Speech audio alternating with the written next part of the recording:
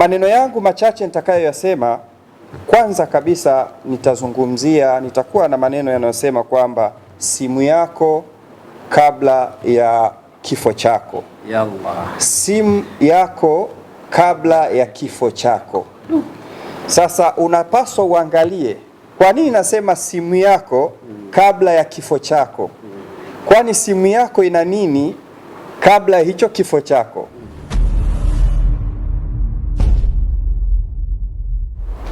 Assalamu alaikum wa rahmatullahi wa barakatuh. Wa alaikum salam wa rahmatullahi wa barakatuh. Alhamdulillah, wassalatu wassalamu ala rasulillah sallallahu alaihi wasallam. Awali ya yote, kwanza kabisa namshukuru Mwenyezi Mungu mwingi wa rehema, Mola msimamia kila jambo, Mola wetu ambaye ametujalia kwa mapenzi yake, ametuumba binadamu, na lau angelitaka Mwenyezi Mungu basi angetuumba kiumbe chochote, lakini kwa mapenzi yake ametuumba binadamu kwa lengo kubwa tuweze kumwabudu yeye.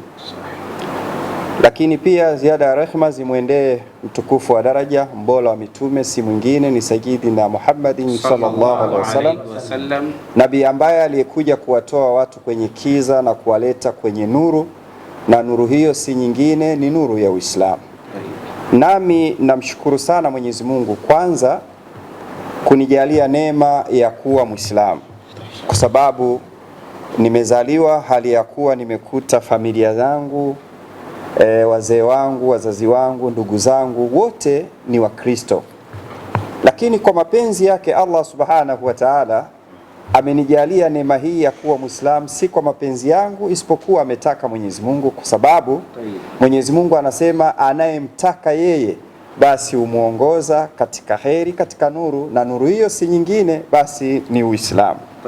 Na mimi namshukuru sana Mwenyezi Mungu katika hilo, lakini pia namuomba Mwenyezi Mungu atupe mwisho mwema, na Mwenyezi Mungu ajalie pia katika familia yangu waweze kuwa Waislamu kwa uwezo wake Mwenyezi Mungu subhanahu wa ta'ala. Amin ya Rabbi. Ndugu zangu, namshukuru Mwenyezi Mungu pia kwa mara nyingine kupata fursa hii katika jukwaa hili la Dr.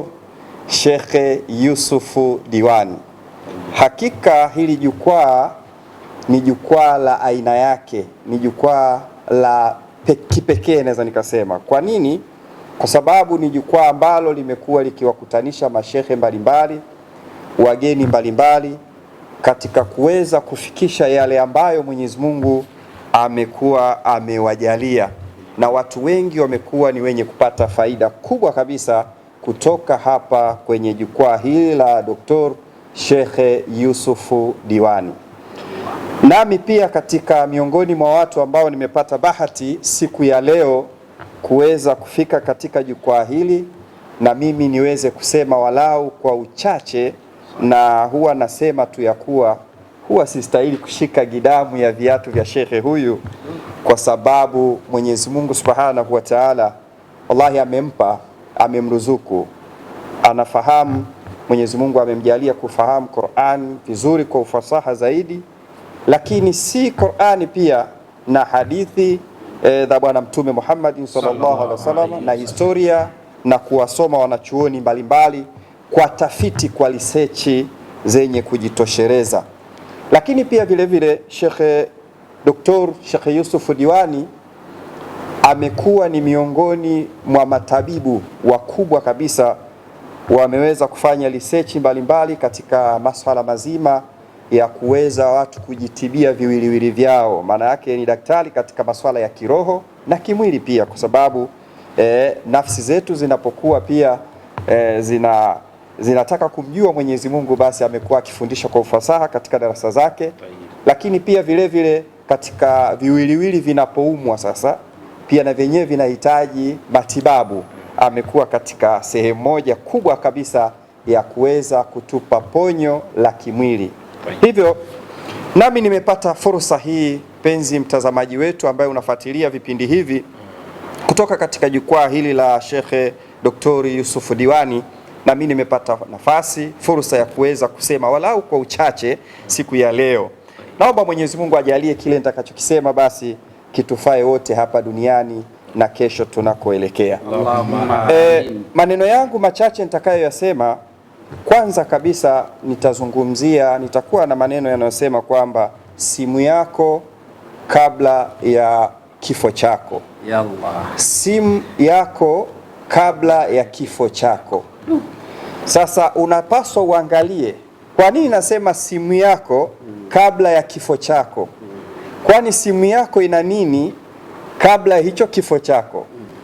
Mpenzi mtazamaji, dunia tulionayo sasa ni dunia tunasema ya kidigitali. Leo dunia imekuwa mkononi, manake kila kitu kiko katika mkono wako. Kwa hiyo simu yako ambayo leo ndio imekuwa kila kitu, simu yako leo inaweza ikawa ni sehemu ya ofisi yako. Manake leo kuna watu ambao simu zao ndio ofisi zao. Leo hata mimi juzi kulikuwa na mtu mmoja kutoka katika ardhi ya Kenya katika jiji la Nairobi, alikuwa anasafiri kuelekea sehemu moja inaitwa Kisii. Sasa aliweza kusikia katika mfuatiliaji mzuri sana wa jukwaa la Dr. Sheikh Yusuf Diwani. Katika kule kufuatilia aliweza kusikia Dr. Sheikh Yusuf Diwani akizungumzia dawa yake moja hivi inaitwa mkono wa Idi. Sasa baada ya kusikia aliweza kutafuta mawasiliano, kwa sababu ni mtu ambaye pia ananifahamu, akaweza kunipigia simu na kuweza kutaka kuijua namna gani anaweza kuipata huo mkono wa Idi ili na yeye mambo yakawe mazuri. Na tutaeleza dakika zetu za mwisho mkono wa Idi ni nini, ili uweze kufahamu kwamba mkono wa Idi una maajabu makubwa kabisa biidhnillah subhanahu wa ta'ala. Sasa pointi yangu ni nini hapa? Yule bwana aliweza kujua atapataje mkono wa Idi, na akaweza kupigiwa picha na akapiga video call, tukaweza kuonana, nikamweza kumuunganisha na Sheikh Yusuf Diwani, hatimaye akaweza kupata mawasiliano naye na akaweza kutumiwa huo mkono wa Idi na ukamfikia kule alipo. Ili kwa maana kwa kifupi tu kwamba hapa kilichofanyika ni simu. Simu yako kabla ya kifo chako. Sasa hii simu yako unaweza ukaitumia vizuri, maana yake itakupa manufaa. Na endapo simu yako ukiitumia vibaya, basi baada ya kifo chako simu yako inaweza ikasababisha mauaji mengine utakapokuwa umetangulia mbele ya haki. Kivipi? Ndugu zangu, leo tuna simu hizi tunazitumia, kila mmoja ana simu yake na ubora wake na aina yake na kampuni ambayo ameipenda yeye mwenyewe na ukubwa wa simu yake. Leo inafikia wakati kuna watu atakapokuwa tu ametangazwa, taarifa imetoka, bwana fulani bini fulani inna lillahi wa inna ilaihi rajiun, maana yake hatuko naye sasa. Sasa ile simu, siku zote unapokuwa mimi na wewe tumetangulia mbele ya haki, simu zetu huwa wanakabidhiwa wale ambao wengine wanakuwa ni warithi sasa, kwa sababu wewe haupo tena, ndugu yangu, ushatangulia mbele ya haki, maana yake simu yako anayo mrithi wako. Sasa inategemea yule ambaye atakayekuwa nayo hiyo simu yako. Inawezekana kuna wengine baada ya kuwa tumeshaondoka, simu zetu wanakabidhiwa wake zetu. Kuna wengine tunapokuwa tumetangulia mbele ya haki, simu zetu wanakabidhiwa baba zetu. Inawezekana wengine tumetangulia mbele ya haki, simu yako akakabidhiwa mama yako ama yoyote yule ambaye akawa anakuhusu katika hiyo simu yako. Sasa kwa nini nasema simu yako kabla ya kifo chako? Je, simu yako wewe ina nini? Ina vitu gani ambavyo umeviweka ndani yake ili utakapokufa isije ikawa tena ni majanga mengine yakapelekea umauti kwa watu wengine au fadhaha na taharuki kwa watu wengine?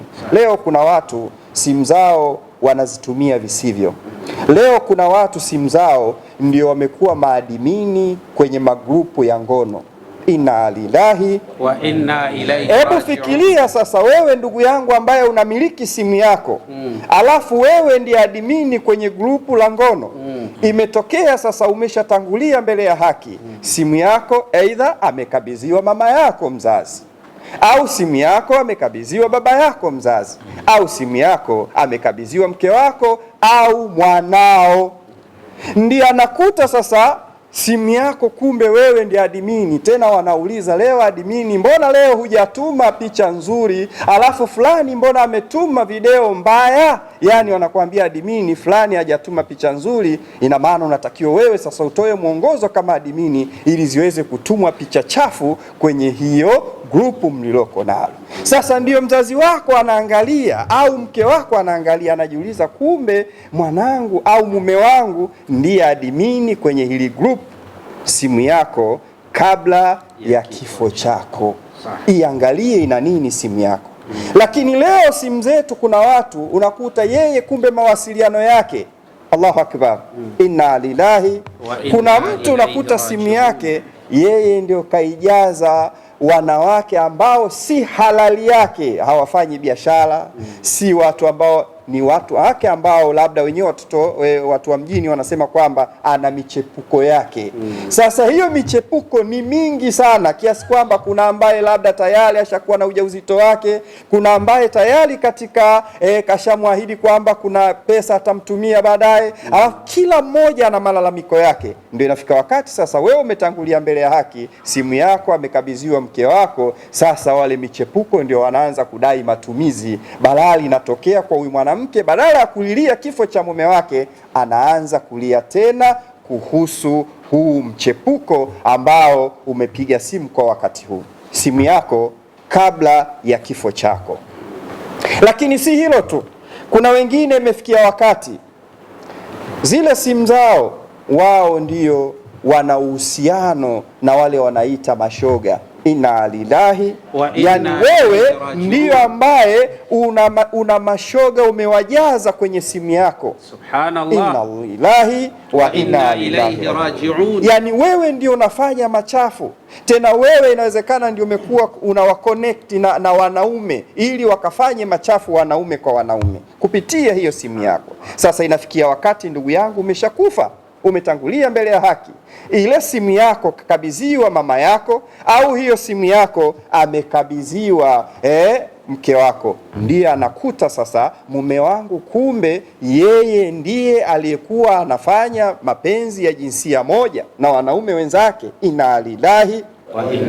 Anakuta mke wako au anakuta baba yako au anakuta mama yako kwamba ile simu yako ndio mashoga sasa wanapiga simu na kuanza kukuulizia uko wapi. Kumbe tayari umetangulia mbele ya haki, unaacha huku majonzi mengine, unaweza ukaacha msiba mwingine. Simu yako kabla ya kifo chako, je, itakapokuwa imewachwa simu yako itakuwa na mazuri yapi? Lakini lingine katika kumalizia, simu yako kabla ya kifo chako inapaswa uichunge.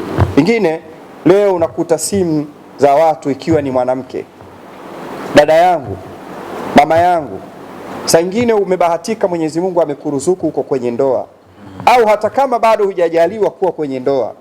Je, hiyo simu yako wakati utakapokuwa umetangulia mbele ya haki, hiyo simu yako yule atakayekabidhiwa haiwezi ikawa ni sababu ya kumpelekea yeye kutengeneza majonzi mengine, au hata ikapelekea umauti kwake. Kwa sababu leo fikiria, umetangulia mbele ya haki, simu yako anakabidhiwa mume wako kwa sababu na huzuni.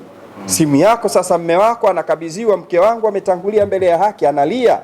Sasa hii simu anapoishukua, mara ghafla inapigwa, wanaopiga ni wanaume, tena si chini ya wanaume wengi wanapiga simu, wanaanza kulia, baby utakuja saa ngapi? Baby uko wapi sasa hivi? Huyu anayepiga sema baby nishakutumia hela, yani nauli nishatuma. Kila mmoja mbaya zaidi, kumbe dada yangu wewe ulikuwa unafanya kazi ya kujiuza. Yani wenyewe uruga wanaoitumia sasa hivi wanasema alikuwa anadanga. Inna lillahi. Maana sasa hivi mtihani Sheikh Yusufu, sasa hivi kuna mitihani mingi sana. Yani leo duniani lugha zinachipuka kama uyoga.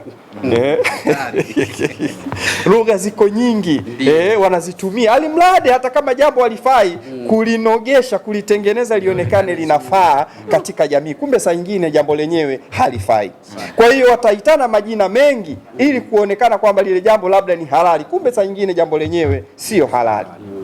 Kwa hiyo yale majina yatakuwa yanaitwa, kumbe mme wako anashtuka, mke wangu alikuwa akifanya kazi ya kujiuza, mke wangu mimi nilikuwa namwamini, mke wangu ilikuwa hivi, au ni baba yako ama ni mama yako au ndugu yako, atajiuliza kumbe fulani alikuwa hivi. Ndugu zangu, simu zetu kabla ya vifo vyetu, simu yako kabla ya kifo chako. Hebu ikague simu yako kwamba ikitokea hapo ulipo na initazama muda huu kupitia jukwaa hili la Dr. Sheikh Yusuf Diwani, hebu jiulize kwamba ikitokea sasa umetangulia mbele ya haki, vipi itakuwa simu yako, wale watakaokuwa wamekabidhiwa itakuwa ina nini?